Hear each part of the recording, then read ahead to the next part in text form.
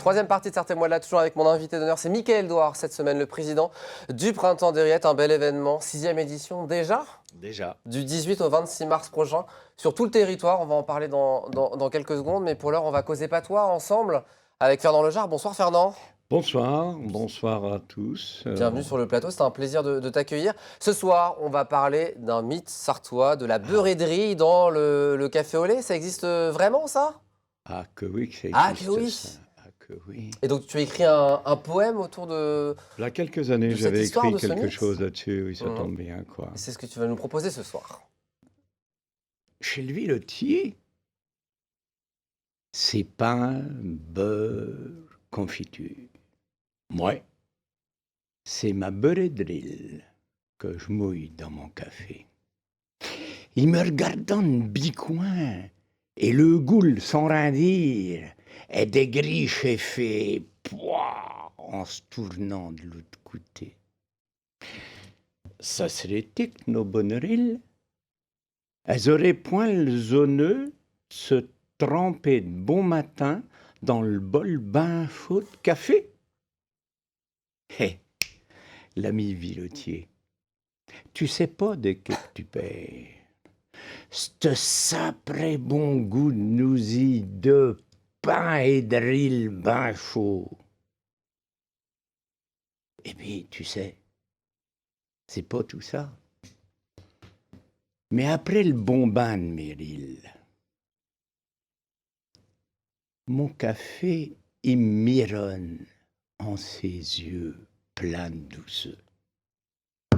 Ben voilà, des souvenirs. Donc ça a vraiment existé, ce n'est pas qu'un mythe. Ah bah, ça existe toujours. Ça existe toujours. Tous les matins.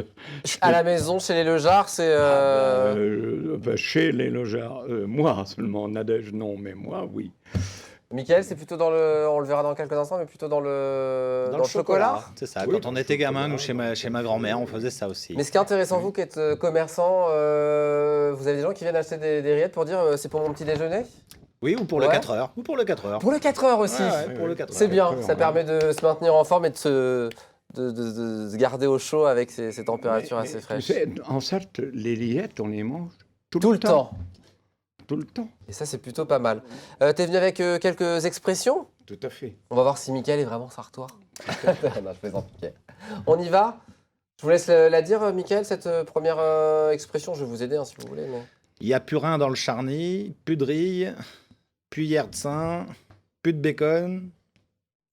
Enfin, plus de bacon, parce qu'il va se fâcher. Plus de bacon. Ah, plus de bacon, pardon. Et dans la soupe, pour Sioux, il passe bien les 250. Ok.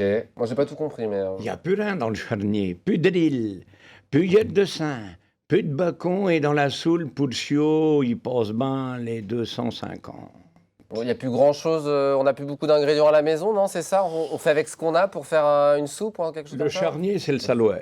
D'accord, Donc, il n'y a plus rien dans le saloir, d'accord. plus de rillettes, plus de sein. Le sein, c'est le sein doux. Mhm, Donc, Gras, plus de sein doux, le gras, quoi. Plus de jambon, mhm. parce qu'il faut savoir que en patois, le jambon, on appelle ça du bacon. Voilà. Et quand on tuait le c'est la cochon, base. on disait qu'on baconnait. c'est Et les dans Anglais la qui nous ont soule, piqué le mot. le cochon passe bien les 250. On parle en livres. Ah oui, d'accord. On parlait en livres, donc 125 kilos. Voilà pour l'explication. Deuxième expression. Mickaël. Va falloir tenir le chartou C'est dur, hein. et les vaisins pour tenir les pattes d'une noble. Ouais. Alors, je crois qu'on n'a pas tout compris avec Mickaël. Je sais pas chez vous à la Va maison, falloir mais Fernand retenir est le là. chatrou. Va falloir retenir le chatrou et les vaisins pour tenir les pattes du noble. Va falloir retenir. Le chatrou, c'est le tueur. Ah, ah. C'est celui qui va tuer le cochon. Ah, d'accord. Ouais. Et les voisins pour tenir les pattes du noble. Parce que le cochon avait plusieurs noms, mais chez nous notamment, on l'appelait le noble. Ah, le En noble. français, le noble. Le noble. Bah Donc oui, il faut retenir les pattes et... Un bourri, on appelait ça un ministre. Bon, bah voilà, pour l'explication. Dernière expression, après on aura quelques mots si on a le temps. Edsway, on va manger la grillée et l'os au gros sel.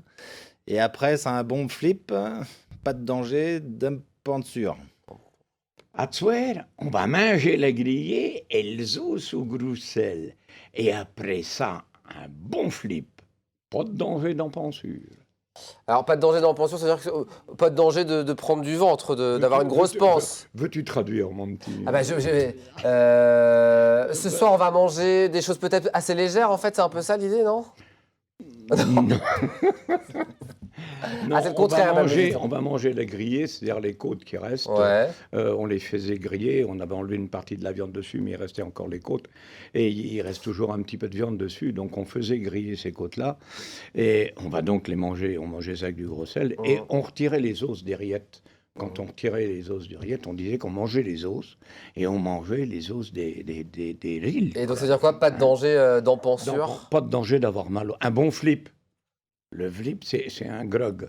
Alors, un grog qu'on faisait soit avec de l'eau, soit avec du cidre chaud. De l'eau chaude ou du cidre chaud. Mais il y avait un quart de goutte. Un quart de goutte? Un quart d'eau, pardon. Ah bon? 3 quarts de goutte. Trois quarts de goutte? Ah ben oui. Non, mais ça, c'est un vrai grog. C'était un vrai grog. Donc, Et pas de danger d'empensure. L'empensure, pas de danger d'avoir mal au ventre, quoi. Quelques mots, le chartreux, donc c'est le tueur, Voilà. tout simplement. Signer le goré, bon, bah, on a tout compris ce que ça voulait dire. Hein. Oui, tuer le cochon. Tuer le cochon, la bousine. Ah, la bousine. Vous savez ce que c'est, Mickaël, la bousine? La bousine, c'était la vessie qui nous servait.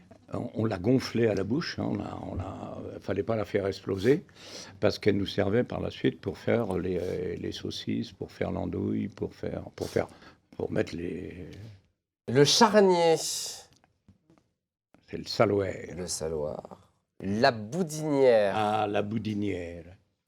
La boudinière, c'est l'entonnoir qui nous servait à faire le boudin.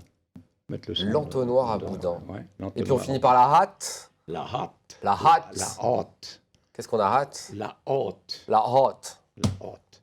Tout simplement. Moi j'ai la réponse, mais ben, ça va vous parler, Mickaël. Oui, je pense. C'est ce qu'on trouve dans votre à la tradition sartoise, cette histoire. Oui. C'est la meilleure viande qu'il y avait sur les côtes premières. Ouais, c'est un beau tout plat, voilà.